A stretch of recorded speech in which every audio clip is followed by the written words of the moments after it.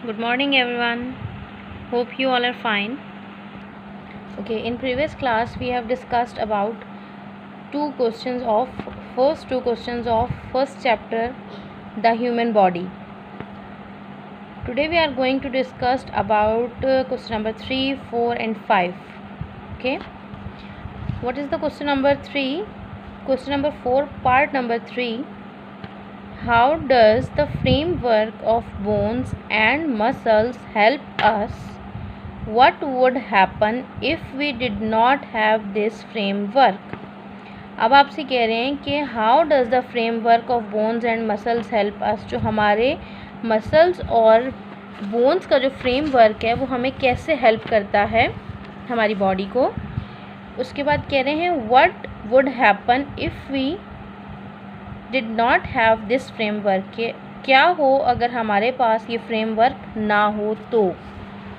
इसका आंसर ये है, how does the framework of the bones and muscles help us, what would happen if we did not this framework. ठीक है, अगर हमारे पास ये फ्रेमवर्क ना हो तो क्या होगा. आंसर इसका स्टार्ट हो रहा है ऐसे, bones shape our body and help us to stand straight. Bones का क्या काम है कि हमारी बॉडी को शेप देती है और हमें सीधा खड़ा करने में मदद देती है. Muscles are attached to bones. Muscles जो हैं वो बोन्स के साथ जुड़े हुए होते हैं, अटैच्ड होते हैं.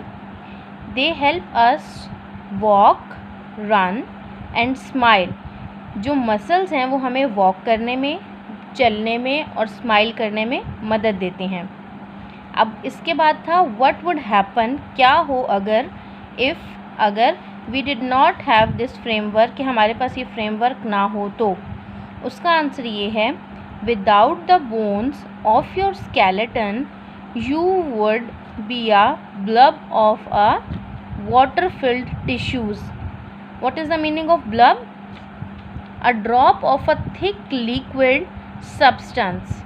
ठीक है, अगर हमारी बॉडी जो है इस फ्रेमवर्क के साथ ना हो, या फ्रेमवर्क हमारी बॉडी में, ये बोन्स में और मसल्स के थ्रू ये फ्रेमवर्क ना बने, तो क्या होगा कि हम वाटर फिल्ड टिश्यूज़ का एक ब्लब बन जाएंगे. जो वाटर फिल्ड, जो छोटा सा ड्रॉप होता है थिक लिक्विड का. ठीक है, इसलिए हमारी बोन्स और मसल्स का होना ज़रूरी है, जिसकी वजह से बोन्स क्या करती हैं, bones shape our body and help us to stand straight. Muscles are attached to bones. They help us walk, run and smile. ठीक है, okay. Part number 4 is, does blood flow to all parts of the body? How can one prove this?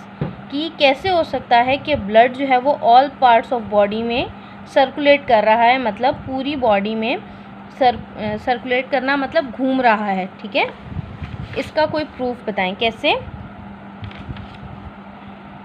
Does blood flow to all parts of the body, how can one prove this.